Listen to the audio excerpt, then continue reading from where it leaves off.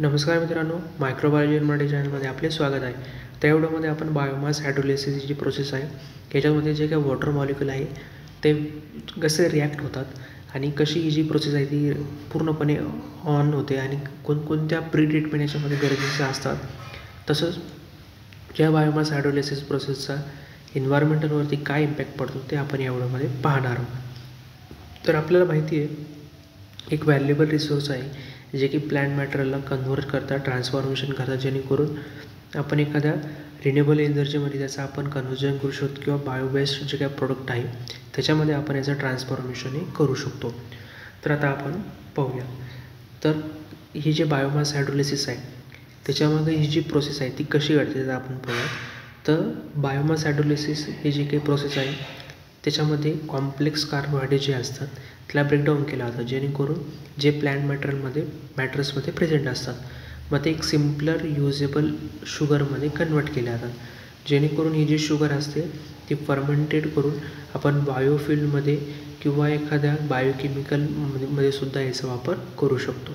तर मेनली जर biomass hydrolysis जर आपण पाहिलं, जे काही कॉम्प्लेक्स कार्बोहायड्रेट त्याचं कन्व्हर्जन केलं जातं सिम्पलर युजेबल शुगरमध्ये आणि शुगरनंतर फर्मेंट केल्यानंतर आपण त्याचा बायोफिल्डमध्ये वेगवेगळ्या टेक्निकमध्ये वापर करू शकतो. तर पहिली प्रोसेस आहे डिस्ट्रक्शन. तर याच्यामध्ये इनिशियल ब्रेकडाऊन होतं प्लॅन्ट सेल वॉलचं, जे की सेल्युलोज असतात, हेमिसेल्युलोज किंवा लिग्निन. याचं इनिशियल ब्रेकडाऊन झाल्यानंतर हायड्रोलिसिस होतं. हायड्रोलिसिसमध्ये काय होतं, जे काही वॉटर मॉलिक्यूल आहे ते रिॲक्ट होतात कॉम्प्लेक्स पोलोमरसोबत आणि हे जे काही कॉम्प्लेक्स पोलोमर आहे ते क्लिवेज होऊन त्याचं ब्रेकडाऊन होऊन ते मोनोमरिक शुगरमध्ये कन्वर्ट होतात आणि जे काही शुगर जे काही प्रोडक्शन झालेलं आहे ते ती फर्मेंटेड शुगर जे काही असतात म्हणजे ग्लुकोज, झायलोज हे नंतर मग पुढे आपण वेगवेगळ्या प्रोसेसिंग करून त्याच्यावरती आपण वेगवेगळ्या फीडमध्ये त्याचा वापर आपण करू शकतो. त्याच्यानंतर ही जे काही बायोमास हायड्रोलिसिस जी प्रोसेस आहे याच्यावरती आपण काही इसेन्शियल प्री ट्रीटमेंट मेथड आधी द्याव्या लागतात बायोमास हायड्रोलिसिस प्रोसेसच्या आधी.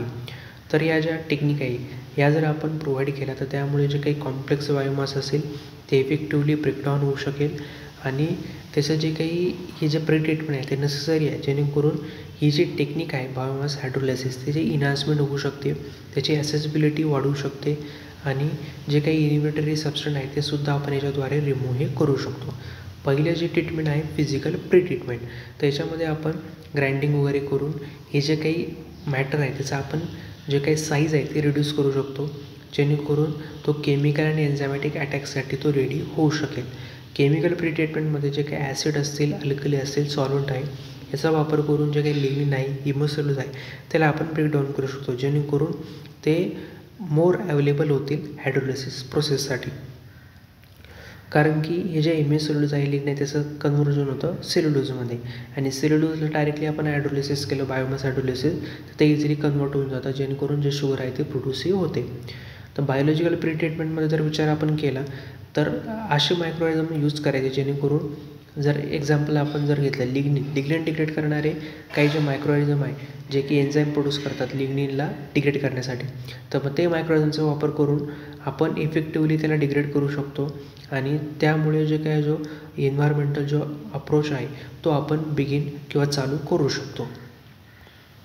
त्याच्यानंतर एन्झायमॅटिक हायड्रोलिसिस कसं होतं ते आता आपण पाहूया. तर एन्झायमॅटिक हायड्रोलिसिस ही एक स्पेसिफिक हायली याच्यामध्ये वापरले जातात, जेणेकरून जे काही प्रायमरली जे काही सेल्युलोज वगैरे असतील ते सेल्युलोजला डिग्रेड करून डायरेक्टली ग्लुकोजमध्ये कन्वर्ट करतात आणि ही जे काही मेथड आहे याच्या वेगवेगळे सर्व जे काही ॲडव्हान्टेजेस ते आपल्याला पाहायला मिळतात आणि याची जी काही स्पेसिफिसिटी आहे किंवा रिॲक्शन आहे ही खूप इंक्रीज असल्यामुळे की पूर्ण जे काही बायोमास आहे त्याचं कन्व्हर्जन होत असतं. त्याच्यामुळे याचे की बेनिफिट काय त्यात आपण पाहूया. तर हाय शुगर याच्यामुळे म्हणजे आपल्याला पाहायला मिळते आणि जे काही बाय प्रोडक्ट आहे ते खूप कमी प्रमाणात आपल्याला पाहायला मिळतात. तसंच याच्यामध्ये जे काही एनर्जी कन्झम्पशन आहे compare to the chemical method ती खूप कमी लागते. तसंच एन्व्हायरमेंटल फ्रेंडली टेक्निक असल्यामुळे जो काही बायोडिग्रेडेबल जो काही कॅटलिस्ट आहे त्याचा वापर करून आपण वापरू शकतो. तसंच जे काही इक्विपमेंट आहे, जी कंडिशन आहे ती माइल्ड कंडिशन असल्यामुळे जे काही इक्विपमेंट जास्त गरज याच्यामध्ये लागत नाही. त्याच्यानंतर ॲसिड हायड्रोलिसिस हे जे काही आहे याच्यामुळे जे काही कन्व्हर्जन आहे बायोमासचं ते रॅपिड कन्व्हर्जन आपल्याला पाहायला मिळतं. तर ॲसिड हायड्रोलिसिसमध्ये आपण जे काही स्ट्रॉंग किंवा डायल्यूट ॲसिड हे वापर करून जे काय बायोमासचं रॅपिडली ब्रेकडाऊन हे होऊ शकतं आणि ही जी टेक्निक आहे ते इफेक्टिव्ह आहे. तसंच याच्यामध्ये काही स्पेसिफिक चॅलेंजेस आणि जर आपण थोडंफार इन्व्हेन्शन केलं तर ही एक ऑपॉर्च्युनिटी बनू शकते. तर स्ट्रेंथ काय आता आपण पाहूयात. तर ही जी टेक्निक आहे म्हणजे याच्यामध्ये जर आपण स्ट्रॉंग आणि डायल्यूट ॲसिड जर वापरलं बायोमास डिग्रेडेशनसाठी तर याच्यामध्ये फास्ट रिॲक्शन रेट आपल्याला पाहायला मिळते. तसंच सेल्युलोज आणि हेमिसेल्युलोजची जी काही ब्रेकडाऊन इफिशियन्सी आहे ती वाढते. तसंच जे काही एन्झायमॅटिक मेथड आहे ती सिम्पलर एखाद्या कम्पेअर टू दुसऱ्या जे काही प्रोसेस आहे एन्झायमॅटिक मेथडवर ती जर कम्पेअर केली तर ती एकदम सिम्पलर होऊन जाते. लिमिटेशन जर विचार केला तर याच्यामध्ये इन्हिबिटरी बाय प्रोडक्टचं फॉर्मेशन होतं. तसंच जे काही ॲसिडिक कंडिशनमुळे काही जे काही कोरॅजन वगैरे आहे ते होऊ शकतं इक्विपमेंटला. त्याच्यानंतर जे काही ॲसिड याच्यामध्ये वापर करतो आहे आपण ते न्यूट्रलाइज करणं खूप गरजेचं आहे. जर न्यूट्रलाइज जर नाही केलं तर तसंच ते बायोमासमध्ये प्रेझेंट राहू शकतं. तर त्यामुळे याचे केअरफुल हँडलिंग करणं खूप महत्त्वाचं असतं. तर काही जे काही इन्व्हेन्शन वगैरे असतील किंवा काही कॉन्सन्ट्रेशनमुळे काही ऑप्टिमायझेशनमुळे किंवा जे टेम्परेचर आहे किंवा रिॲक्शन टाईम जर आपण बरोबर जर इन्व्हेंट केला किंवा बरोबर जर आपण त्याला दिला तर त्याच्यामुळे जे काही बाय प्रोडक्ट आहे ते मिनिमाइज होऊ शकतं आणि जे काही ओव्हरऑल जे शुगर रिकव्हरी आहे ती इम्प्रूव्हाइज याच्याद्वारे ॲसिड हायड्रोलिसिसद्वारे होऊ शकते. त्याच्यानंतर जे काही हायड्रोलिसिसचे जे काही प्रोडक्ट आहे तर ते कोणकोणते असतात ते आपण पाहूया. तर पहिलं जे प्रोडक्ट आहे फरफ्युरन तर हे जे काही आहे ते फर्मेंटेशनला इनिबिट करण्यासाठी जेणेकरून जे काही व्हॅल्युएबल केमिकलमध्ये हे कन्वर्ट हे होऊ शकतं. तसंच HMF हा जो प्रोडक्ट आहे तो फर्मेंटेशन इनिबिट करतो. तसंच केमिकल आणि जे काही फर्मेंट डेरिव्हेटिव्ह आहे त्याच्यामध्ये सुद्धा हा वापर केला जातो. ॲसिडिक ॲसिडचा विचार केला हा फर्मेंटेशन इनिबिटर म्हणून वापरला जाऊ शकतो आणि केमिकल फीडस्टॉक म्हणून हा व्हॅल्युएबल आपल्याला पाहायला मिळतो. लिग्निन रेसिड्यू आपल्याला माहिती की जो सॉलिड फ्यूल तसंच जे काही बायोप्लास्टिक आहे त्याच्यामध्ये प्रोसेस आपण हा करू शकतो. असे वेगवेगळे जे काही बाय प्रोडक्ट आहे ते याच्यापासून जे काही मिळत असतात आपल्याला आणि हे जे न्यू प्रोडक्ट आहे ते आपण परत अजून ट्रान्सफॉर्मेशन करून किंवा अजून काही वेगवेगळे जे इन्व्हेन्शन करून त्याचे अजून काही बाय प्रोडक्ट आहे ते आपण प्रोड्यूस करू शकतो. त्याच्यानंतर हे जर आपण पाहिलं ही जी टेक्निक आहे बायोमास हायड्रोलिसिस तर याचं इकॉनॉमिक्स आणि एन्व्हायरमेंटलवरती काय इम्पॅक्ट पडतो ते आता आपण पाहूयात. तर इकॉनॉमिक बेनिफिट्समध्ये आपण जर पाहिलं याच्यामुळे जो काही व्होलाटाईल फॉसल फ्यूल जे काही मार्केट आहे त्याच्यावरती आपण डिपेंड कमी होतो.